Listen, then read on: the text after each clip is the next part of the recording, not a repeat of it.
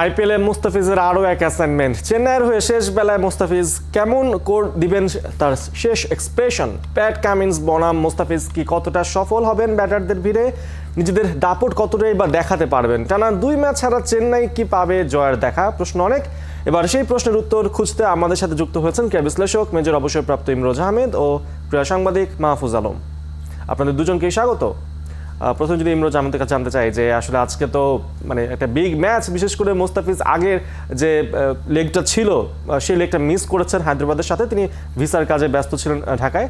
তো এইবার আসলে প্যাট কামিন্সের মুখোমুখি হচ্ছেন তিনি। দুজন বোলার দুই দলেই রয়েছে, বাট ব্যাটারদের ভিড়ে তারা কেমন এক্সপ্রেশন দিতে পারে আপনার কি মনে হচ্ছে? ধন্যবাদ, শুভ সকাল। শুভ সকাল। দেখুন, এইবার আইপিএল এ যেভাবে খেলা হচ্ছে আসলে কোনো বলারেরই কিন্তু কোনো নিশ্চয়তা নাই যে উনি কোন লেভেলের বল থেকে কি সাকসেসটা পাবেন। যেরকম ধরুন চেন্নাইয়ের এই মাঠটাতে এটা সবসময় ধরা হচ্ছিল স্পিনারদের জন্য ভালো হবে এবং মুস্তাফিজ এখান থেকে অ্যাডভান্টেজটা পাবে because he is a different kind of cutter bowler, যার এই স্লো পিচে আরো বেশি এফেক্টিভ হয় এবং তিনি তেমনটা প্রমাণও করেছিলেন। প্রথম খেলাটা যখন চেন্নাই সুপার কিং এর জন্য খেললেন 4 উইকেট পেলেন, কিন্তু পরবর্তীতে এই খেলা চলাকালীন সময়ে বিভিন্ন পিচে যেভাবে ব্যাটসম্যানদের অনুকূলে পিচ গুলাকে তৈরি করা হলো just two attract people, because এখানে আমি দেখছি বোলারদের জন্য কোনো রকমের চিন্তা ভাবনার বাইরেই সবাই ব্যাটসম্যানদের জন্য নিয়ে চিন্তা করে খেলার যে করেছে এবং এর ভিতরে সানরাইজার্স হায়দ্রাবাদ এই টিমটা কিন্তু সাংঘাতিকভাবে ব্যাটিং স্ট্রং একটা টিম এবং চেন্নাইয়ের সাথে এর আগের খেলায় তারা জিতেছে। অবশ্য সেই খেলাটায় মুস্তাফিজ ছিলেন না। আজকের যে খেলাটা হবে, যদি চেন্নাইয়ের যেই রেকর্ডটা আপনি যদি দেখেন, এখানে টোটাল 80টা খেলা হয়েছে। আনলিমিটেড লাইফ চলুক গ্রামীণ ফোনের মান্থলি প্ল্যানে, এক প্ল্যানে 1 মাস। ভিতরে 43টা খেলা যারা প্রথম ব্যাট করেছেন তারা জিতেছেন, কিন্তু আবার এই বছরের খেলা যদি দেখেন তাহলে যারা 4টা খেলা হয়েছে 3টা খেলায় যারা পরবর্তীতে বোলিং করেছেন তারাই কিন্তু জিতেছেন। সুতরাং এখানে টসটা will be an very effective and very important issue আজকের জন্য এবং যে কোনো পরিস্থিতি হোক আমার কাছে মনে হচ্ছে Mustafiz is already in the team because Mustafiz is a very big bowling একটা যে অস্ত্র ইসের জন্য চেন্নাইয়ের জন্য, সেটা কিন্তু সে প্রমাণ করেছে। তিনি এখন 12টা উইকেট নিয়েছেন এই পর্যন্ত এবং ভালো অনেক অনেক ভালো ভালো বোলারদেরও দেখবেন economy rate is too high এইবারের আইপিএল এ। সেটার থেকে যদি কেউ মনে করে যে মুস্তাফিজ অনেক রান দিয়ে দিয়েছেন, অনেক কিছু হয়ে গেছে, সেরকমটা আমি ভাবছি না অন্তত পক্ষে, বিকজ এখানে ব্যাটসম্যানদের জন্য যে স্বর্গ তৈরি করা হয়েছে সেখানে মুস্তাফিজের মতন অনেক আরো ভালো বোলাররাও কিন্তু একইভাবে তুলোধুনো হয়েছেন এবং সেই জায়গা থেকে যদি কেউ মনে করেন যে Mustafiz will not be in the team, I don't agree with them. Mustafiz আজকে থাকবেন এবং মুস্তাফিজ ভালো খেলবেন এবং আজকে চেন্নাইয়ের জেতাটা অনেক জরুরি বিকজ তারা অলরেডি 6 নম্বর পজিশনে আছে। 4-এর ভিতরে যেতে হলে আজকে উঠতে হবে তাদেরকে ভালোভাবে খেলে এবং হায়দ্রাবাদকে নিচে নামাতে হলে তারা অলরেডি সম্ভবত 3 নম্বর পজিশনে আছেন।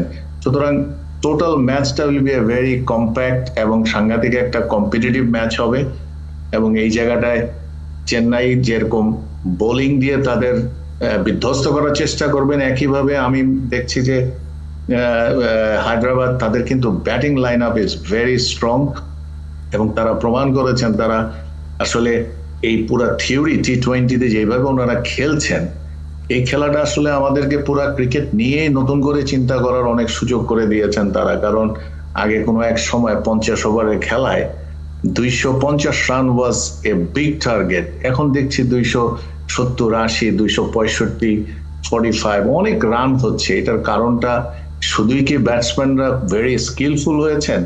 আমার কাছে তেমনটা মনে হচ্ছে না। আমার কাছে মনে হচ্ছে পিচগুলা ব্যাটসম্যানদের অত্যন্ত বেশি সহায়ক হয়ে যাচ্ছেন, বোলাররা কিছুই পাচ্ছেন না সেখান থেকে, যার কারণে তারা স্বাচ্ছন্দ্যে ব্যাট করছেন এবং এর জন্যই অনেকটা হয়তোবা মানুষজন যারা খেলা দেখছেন টিভিতে এবং স্টেডিয়ামে থেকে তারা উপভোগ করছেন বিকজ খেলাতে যত রান হয়, যত ছক্কা হয়, যত 4 হয় ততটাই উপভোগ্য হয়। সেই জায়গা থেকে আমি বলবো আজকের খেলাটা is also hitting up very well এবং এটা সাংঘাতিকভাবে একটা ইম্পর্টেন্ট খেলা দোনো দলের জন্য এই চ্যাম্পিয়নশিপ রেসে টিকে থাকার জন্য। এবং সেই জায়গায় আমাদের মোস্তাফিজকে আমরা দেখতে চাই। আজকে আমরা মোস্তাফিজ আসলে will be মুস্তাফিজের উপরই extremely অনেক সবার স্পটলাইটটা মুস্তাফিজের উপরে, কারণ বাংলাদেশের একমাত্র ক্রিকেট হিসেবে তিনি আছেন। তো একই সাথে যদি মাহফুজ আলম আপনার কাছে আসি, যে আজকে মুস্তাফিজের কাজটা কিছুটা টাফ কিনা, কারণ শুরুর দিকে তাকে দিয়ে বল করানো কিছুটা আত্মঘাতী হবে কিনা, যেখানে ট্রাভিস হেড, অভিষেক শর্মা যারা আসলে লেফটি, পাশাপাশি 4 নম্বরে আমরা দেখতে পাচ্ছি শাহবাজ আছেন, তিনিও লেফটি। আসলে মুস্তাফিজকে দিয়ে প্রথম দিকে বল করানোটা ঋতুরাজের জন্য কিছুটা হলেও মানে ভাবনার বিষয় হবে কিনা? প্রথম মানে মোস্তাফিজ আসলে একদম নতুন বলের চাইতে একটু মানে সেমিনিউ বলটা তার মনে হয় কাটাটা একটু বেশি, বলটা তিনি বেশি গ্রিপ করা, এটা তার কাছ থেকে আমরা এর আগেও দেখেছি। বাট মোস্তাফিজ কিন্তু রেডি, মানে আপনি নতুন বল দেন, সেই নতুন বলে বল করা বা হচ্ছে একটু সেমিনিউ বলে বল করা, দুটোর জন্য মুস্তাফিজ এখন ইন্টারন্যাশনাল ক্রিকেটে 10 বছর ধরে তিনি সার্ভিস দিচ্ছেন। সো ওটার জন্য তিনি আসলে রেডি আছেন। আর এই ধরনের ফ্র্যাঞ্চাইজি ক্রিকেটে you can not say no. So ওই সিচুয়েশন গুলোর জন্য মুস্তাফিজ আসলে রেডি থাকেন। বাট ইট উইল ডিপেন্ড, কারণ মানে এখন হয়েছে কি, মানে আইপিএল এ যেটা খানিকক্ষণ আগে আসলে আমরা ইমরোজ ভাইয়ের কাছে শুনছিলাম যে এই আইপিএলটা আসলে হয়ে গেছে ব্যাটসম্যানদের জন্য। আপনি বাহাতি ডানহাতি কোনো গ্রামার এই সবকিছুর ঊর্ধ্বে আসলে সবকিছু আসলে মানে চলে গেছে। আর সেটা ছোট একটা স্ট্যাটিস্টিক্স মনে হয় আমরা দিতে পারি যে 50টা ইনিংস 180 প্লাস, 26টা ইনিংস 200 প্লাস, 7টা ইনিংস 8টা ইনিংস হচ্ছে 250 plus, which is really unbelievable. এবং সানরাইজার্স একটা টিম যারা 250-র উপরে 3টা স্কোর করেছে, তারা তাদের স্কোরটা ব্রেক করেছে 287, 277, 266। Those are totally insane. So ওই জায়গা থেকে মানে আজকে মোস্তাফিজুর রহমান বা হচ্ছে চেন্নাই সুপার কিংস এর বাকি যারা বোলার আছে তাদের জন্য ডেফিনেটলি একটা টাফ টাইম ওয়েট করছে। বাট মোস্তাফিজুর রহমান নতুন বলে আসুক অথবা সেমিনিউ বলে আসুক, অন্তত বাংলাদেশের দর্শকদেরকে একটা বিষয় আশ্বস্ত করতে পারি যে কয়জন 10 ওভারের উপর বল করেছে এমন একটা স্ট্যাটিস্টিক্স যদি আমরা দেখি, তাহলে সেখানে মাত্র মানে 39 জন বোলার আছেন যারা হচ্ছে মোস্তাফিজের চেয়ে কম ইকোনমিতে বল করেছেন, 10 ওভার মিনিমাম বল করেছেন এমন বোলার। আর এর চেয়ে বেশি মানে মোস্তাফিজের চেয়ে বেশি ইকোনমিতে বল করেছেন সেই সংখ্যাটা হচ্ছে 49, এবং সেখানে পুরো ওয়ার্ল্ডের বাঘা বাঘা বোলারদের নামগুলো কিন্তু সেখানেই আছে। তো ইনফ্যাক্ট মোস্তাফিজ কত দিয়েছেন, একটা ম্যাচে হাইয়েস্ট 55, বাট 74 এই আইপিএল এর রেকর্ড, 74 4 ওভারে। তো ওই হতাশ না হয়ে যাওয়া, যেটা খানিকক্ষণ আগে ইমরোজ ভাই বললেন যে মোস্তাফিজ কিন্তু অত বেশি খরচে হননি।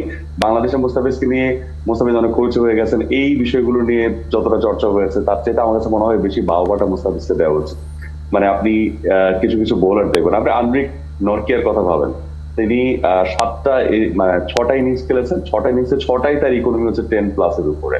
সো ওভারঅল হচ্ছে 12 প্লাস ইকোনমিতে তিনি বল করেছেন।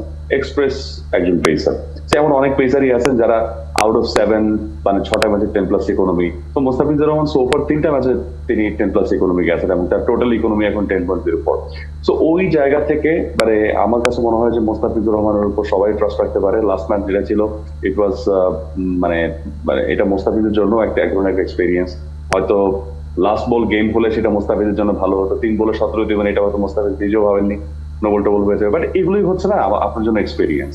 মোস্তাফিজ আপনি চিন্তা করেন না, মানে এই আইপিএল এর মতো সিচুয়েশনে মোস্তাফিজ জীবনে আর কয়বার করেছে, বা এই বোলাররা এই জীবনে আর কয়বার করেছে। I think this is for the first time যে কোন একটা ফ্র্যাঞ্চাইজি লিগে বোলারদেরকে এই ধরনের একটা পরীক্ষা দিতে হচ্ছে। তো সেই পরীক্ষায় মোস্তাফিজের পরে আরো বাঘা বাঘা বোলার আছে 49টা না, তো সেই 49টা বাঘা বোলার আগে মোস্তাফিজ তার নামটা রেখেছে। তো ওইটা মোস্তাফিজের জন্য একটা বড় অ্যাচিভমেন্ট হচ্ছে। আপনি যেটা বলছিলেন যে অভিষেক শর্মা বা হচ্ছে ট্রাভিস হেড একটা দলের ওপেনার, 2 ওপেনার, একজনের স্ট্রাইক রেট 218 আর একজনের স্ট্রাইক রেট 212। সো ডেফিনেটলি তারা ডেভাস্টেটিং একটা opening pair, and followed by তারপরে হচ্ছে আপনি যে হেনরি ক্লাসেন বা একদম শাহবাজ পর্যন্ত ব্যাটসম্যান ধরে নাম্বার 7 পর্যন্ত প্রত্যেকেই মানে একজন ব্যাটসম্যান ছাড়া বাকি 6 জন ব্যাটসম্যানের স্ট্রাইক রেট হচ্ছে 160-র উপরে, তার মধ্যে 4 জন হচ্ছে 200 প্লাস। তো ডেফিনেটলি আ বিগ মানে কনসার্ন, একটা বড় পরীক্ষা আসতে যাচ্ছে সিএসকে বোলারদের জন্য। ঠিক এই প্রসঙ্গে যদি আসলে ইমরোজ আমাদের কাছে আসতে চাই, আমরা দেখতে পাচ্ছি যে গত কয়েকদিন ধরে মুস্তাফিজের আইপিএলে খেলা নাকি জিম্বাবুয়ে সিরিজে খেলা, এটা নিয়ে আসলে অনেক ধরনের আলোচনা চলছে। তবে সবচেয়ে বড় যে কথা একটা আমরা শুনতে পেরেছিলাম বাংলাদেশ দলের নির্বাচক হান্নান সরকার, তিনি বলেছিলেন যে এই আইপিএল থেকে যাতে কোনো রং কনফিডেন্স চলে না আসে। আমরা দেখতে পাচ্ছি সব বোলাররা মার খাচ্ছেন, সব বোলারদের ইকোনমি খুবই এক্সপেন্সিভ। তো সেই ক্ষেত্রে এমনটা কি ভাবার কোনো সুযোগ আছে বা আত্মতুষ্টিতে ভোগার কি কোনো চান্স আছে যে সবাই তো আসলে খরুচে, সো আমি তো সেখানে মানে ব্যতিক্রম আর কি, মানে উইকেট তো পাচ্ছি, মোস্তাফিজের কি এর ধরনের কোনো রং কনফিডেন্সে ভোগার চান্স আছে কিনা? দেখুন, এই টি-20 খেলা বলেন বা ক্রিকেট বলেন, এটা প্রতিদিন ডিফারেন্ট। আমরা একজনের স্ট্যাটিস্টিক্স নিয়ে অনেক রকম জল্পনা কল্পনা করতে পারি, বাট তার স্কিল নিয়ে কিন্তু কোনো সময় সন্দেহ থাকে না once he continues to perform. Mustafiz is a performer. মোস্তাফিজকে আমরা হারিয়ে ফেলেছিলাম after his injury. Mustafiz came back strongly. Mustafiz কিন্তু আমাদের জাতীয় দলের সাথে খেলার সময় উইকেট পাচ্ছিলেন না, কিন্তু তারপরেও কিন্তু তার উপরে নির্বাচকরা আস্থা রেখেছিলেন এবং তাকে খেলতে দিচ্ছেন। মুস্তাফিজ তার রেজাল্ট কিন্তু এই আইপিএল এ দিয়েছে। এখনকার ক্রিকেটীয় পরিবেশে এই আপনার 10-এর উপরের, মাহফুজ যেটা বলছিলেন 10.4 মুস্তাফিজের ইকোনমি, এই 10-এর উপরে চলে যাওয়া, 11-এর উপরে চলে যাওয়া, প্রতিদিনের খেলার রেজাল্টের উপরে আপনি ইটস আনপ্রেডিক্টেবল। আপনি এটা আসলে কোনো বোলার মাত্র 4 ওভার বোলিং করবেন, কার উপরে খড়গটা নেমে আসবে এটা কিন্তু কেউ জানে না। এবং যত ভালো বোলিংই করেন, এই জন্যই আমরা আজকাল বলছি টি-20 is becoming a baseball game, it's not a cricket. ক্রিকেটীয় শট আমরা দেখছি না, আনঅর্থোডক্স সব শট দেখছি আমরা, যেগুলো কোনো সময় কল্পনাও করা হয় না, কোনো সময় হয়তো বা কোনো কোচিং ক্যাম্পে শেখানোও হয় না। সেই রকম আনঅর্থোডক্স শট যখন খেলবেন, অনেক বোলারই কিন্তু নিজেকে খুঁজে পাবে না। কিন্তু মুস্তাফিজ যে হারিয়ে গেছে, এবং মুস্তাফিজকে আমাদের জাতীয় দলের সাথে এখনই প্রয়োজন এই জিম্বাবুয়ে সিরিজের জন্য। এটা আমার ব্যক্তিগত মতামত। আমি আপনাকে এতটুকু বলতে চাই, মুস্তাফিজকে আইপিএলটা খেলতে দেওয়া উচিত। Zimbabwe should not be considered as an Australian team, যার এগেনস্টে বাংলাদেশ দল তার পূর্ণ শক্তি নিয়ে নামতে হবে এবং জিততেই হবে। Zimbabwe should B A test case for us before we go to the world cup, যেখানে আমরা অনেকগুলো প্লেয়ারকে ট্রাই করব যারা ভালো খেলছেন, কারা ভালো খেলবেন, কারা কনসিস্টেন্টলি পারফর্ম করছেন, তাদেরকে দেখা। মুস্তাফিজ এখন পর্যন্ত যে পারফরমেন্স আইপিএল এ করছেন, আমার কাছে মনে হয় he should be an auto choice to the টি-20 টিম ফর বাংলাদেশ টিম। তাকে কোনো পরীক্ষা দেওয়ার কোনো প্রয়োজন নাই। সো নির্বাচকরা অন্যভাবে ভাবতেই পারেন, জালাল ইউনুস অন্যভাবে ভাবছেন, আকরাম খান অন্যরকম ভাবে ভাবছেন, এটা তাদের ভাবনাটা ইজ গুরুত্বপূর্ণ। আমার আর মাহফুজের ভাবনা বা কথা বলাটা ততটা হয়তো বা গুরুত্বপূর্ণ না, বাট ফ্র্যাঙ্কলি স্পিকিং মুস্তাফিজ আমাদেরকে রিপ্রেজেন্ট করছেন। মুস্তাফিজ ওইখানে থাকলে আমি মনে করি না কোনো খারাপ কিছু হচ্ছে। He is in practice. আপনার জাতীয় দলের সাথে খেলার সময় ইনজুরি হতে পারে, দুর্ভাগ্য হলে আইপিএল খেলার সময় ইনজুরি হতে পারে। দ্যাটস এ ন্যাচারাল কল, এটা আপনাকে অ্যাকসেপ্ট করে নিতে হবে। কিন্তু আমাকে যদি আপনি ব্যক্তিগত জিজ্ঞেস করেন, জিম্বাবুয়ে সিরিজে মুস্তাফিজকে আমি চাচ্ছি না। Let him play in IPL, let him be exposed to the world. Mustafiz এর ডেঞ্জারাস বলার অন্য প্লেয়াররা কিন্তু জানতে পারবেন। That is also an achievement. World কাপে গেলে তাকে অনেকে সমীহ করে খেলবেন, তাকে কিন্তু চিন্তা ভাবনায় নিবেন যে মুস্তাফিজকে সমীহ করে খেলতে হবে। ওই কারণে আমি ব্যক্তিগতভাবে মনে করি মুস্তাফিজকে আইপিএল খেলতে দিলে আমাদের যথেষ্ট ব্যাকআপ আছে, যারা টি-20তে এখন পর্যন্ত ভালো খেলতে পারবেন, এবং তাদেরকে নিয়েই আমাদের দলটা গড়া উচিত। এতটুকু আস্থা অন্ততপক্ষে আমাদের নির্বাচকদের অন্য প্লেয়ারদের উপরে থাকা উচিত বলে আমি মনে করি। মুস্তাফিজ এবার আসলে অনেক এক্সপেরিয়েন্স নিয়ে ফিরছেন, অনেকগুলো ম্যাচ তিনি মানে যখনই অ্যাভেলেবল ছিলেন সুযোগ পেয়েছেন। খুবই ছোট করে 30 সেকেন্ডের মধ্যে মাহফুজ আলম আপনার কাছ থেকে শুনে যাচ্ছে যে মুস্তাফিজের কাছে আজকে মূল চ্যালেঞ্জটা কি হবে? মানে বলছিলেন যে ওখানে অনেক বড় বড় প্লেয়ার রয়েছে, ক্লাসেন আছে, ট্রাভিস হেড আছে, আসলে রান চেক দেয়া নাকি উইকেট নেয়া? আজকে মানে উইকেট নেওয়ার কথা হয়তো মোস্তাফিজুর রহমান ভাবেন না। এ পর্যন্ত তিনি 62টা ডট বল করেছেন, এবং সেই ডট বল করার লিস্টে কিন্তু তিনি মোস্তাফিজুর রহমান মোটামুটি ভালো একটা জায়গাতেই আছেন। তো আজকে মেইন ব্যাপার হচ্ছে মুস্তাফিজ যত বেশি ডট আদায় করতে পারবেন, তত বেশি মানে অপোনেন্ট আসলে টি-20 ফরম্যাটে, এরকম আইপিএল এখন ফরম্যাটে হচ্ছে এমন যে আপনি যত ডট প্রডিউস করবেন, ব্যাটসম্যান প্রেসারে করবে, একটা সময় গিয়ে ব্যাটসম্যান উইকেট দিবে।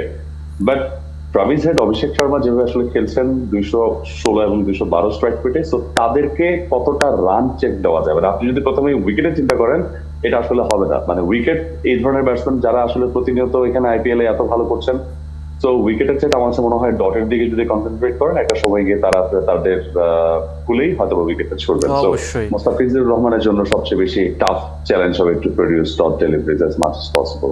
সো আমরাও আশা করছি মোস্তাফিজ আজকে দারুণ পারফরমেন্স শো করবেন। অনেক ধন্যবাদ আপনাদের দুজনকে।